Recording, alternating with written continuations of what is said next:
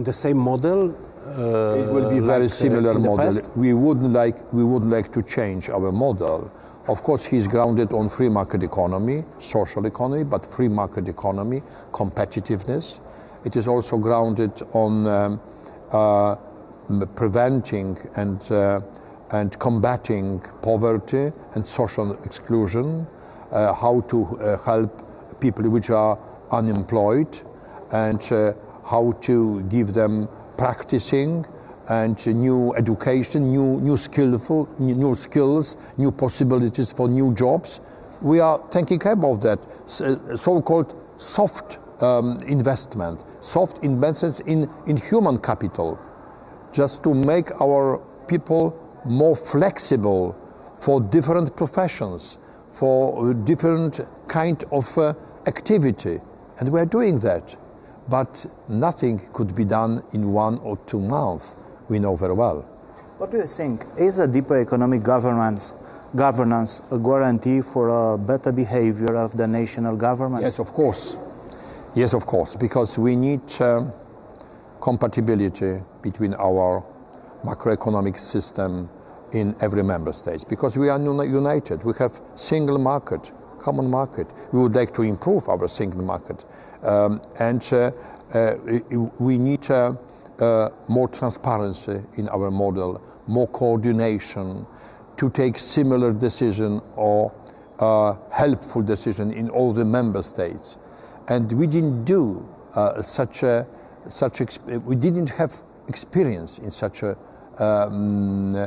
activity till now, and we are changing ourselves, and we are trying to introduce more coordination. Certainly it will be helpful for all of us. Mr. President, you know about all this debating about accession in Schengen area of Romania and Bulgaria. Which are the perspectives for those countries after the French and German demands?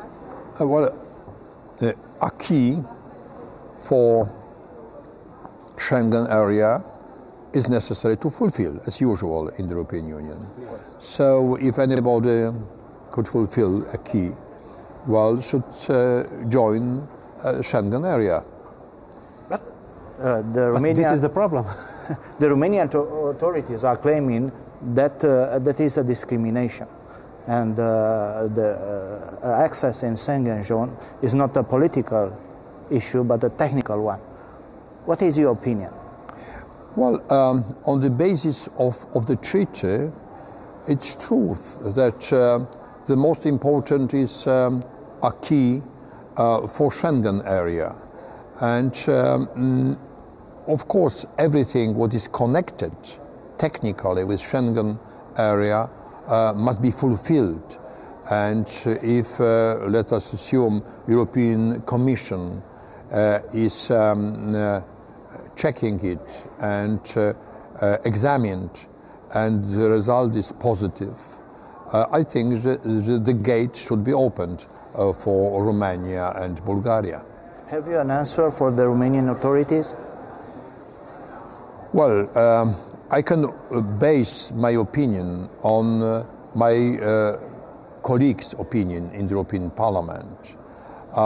They think that there is no connections between access to the Schengen area if you fulfill all the technical aspects and technical acquis for the Schengen area with any other European Union law. But I think we should take this thing calmly and to check it in accordance to European Union law, and Hungarian presidency today is responsible for that, and I believe they will do it in proper way. And maybe we should not be, let me say honestly, too nervous about that, because usually we are 27 member states. Let us understand it, because we have very often different point of view. 27 member states, 733 members of the European Parliament, 27 commissioners. We can argue, disagree, and after discussion it will be proper decision taken. I'm quite sure we should not blame anybody, even if anybody would like to solve the problem in a different way. Let us wait, and everything is, as a matter of fact, in the hands of Hungarians. They should explain how things are going. European Commission should give a clear answer what they are thinking about acquis in this, and my colleagues from European Parliament also are decisive in this issue, and they are working on it. Is there a conflict between the Parliament and the Council now? Because some members of the European Parliament, members of the Liberty and the Home Affairs Commission demand to see the technical report, and the Council say no, it's about secrets, it's classified file. How do you manage this They are conflict? differences in opinion, not the conflict.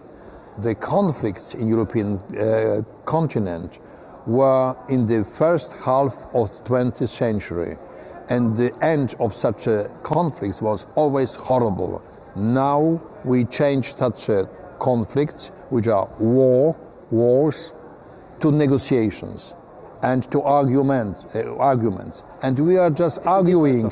We are just different opinion, and we must. That? Well, in negotiations, in discussion, it will be discussion between Council and European Parliament, between the Council and European Commission, and it is always the same on the budgetary issue, on any other issue we have discussion. At the end, as you see, for 60 years, we have always compromise and good solution for all of us, for the whole European Union. In this case will be the same. Mr. President, can be linked Schengen issue with the mechanism of cooperation and verification for Romania? No, on the basis of treaty, not. We should not link both of them.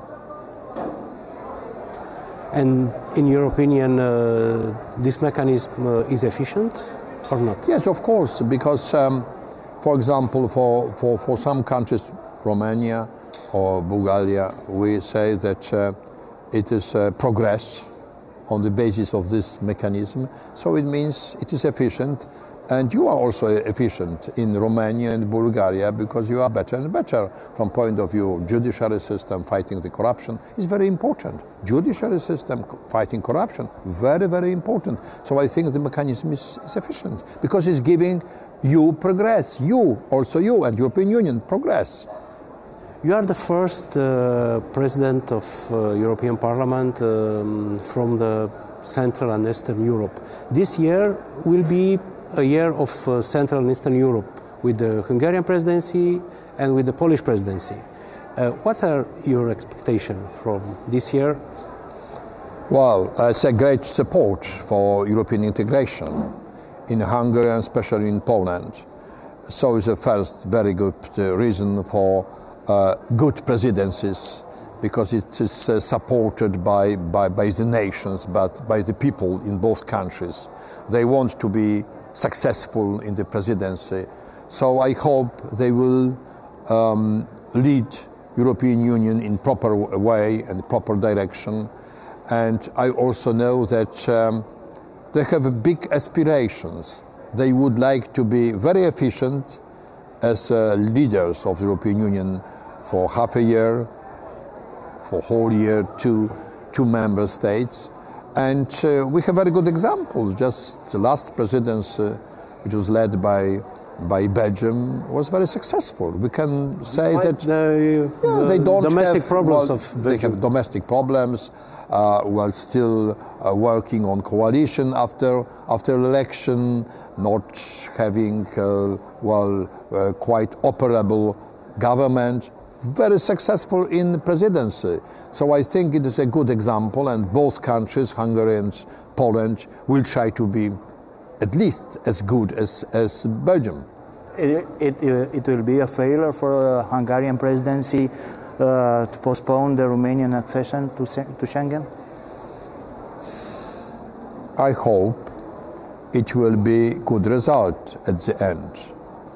Maybe it will be some delay. I wouldn't like to say what will be the result, but The proposal was on March, maybe some month delay. Maybe it's not even so big difference. I prefer, as being also from so-called new member states, that Romania and Bulgaria is as quick as possible in the Schengen zone, because I understand very well how important it is for Bulgarian and Romanian citizens. But let us leave our low presidencies working, and I'm quite sure the result will be very big success for all of us. We ask you like a European leader and like Polish. How do you see the relationship between Europe and Russia in the future? We should cooperate, because we are the same continent and we depend on each other. Russia depends on the European Union. Union depends on Russia, at least in the field of energy. And I hope that Russians also understand this mutual dependence. What we need, of course, is more democracy, respect for human rights in Russia, because we know that it's not working properly. Khodorkovsky case is a very significant case, and we think very deeply and seriously about this case, and we wouldn't like such a case to happen in Russia. So we are not very happy about that. Also Northern Caucasus. So there's a lot of things which should be solved in Russia. I had a very good discussion with President Medvedev on all those issues, together with Politkovska case. And after this discussion, the dispute, I can say that there are hopes that the situation in Russia will be improved. But let me say that horrible terrorist attack in Moscow, we condemn such attack, and all the time we are sending words of sympathy, solidarity to the Russian nation, and also condolences to the families of the victims.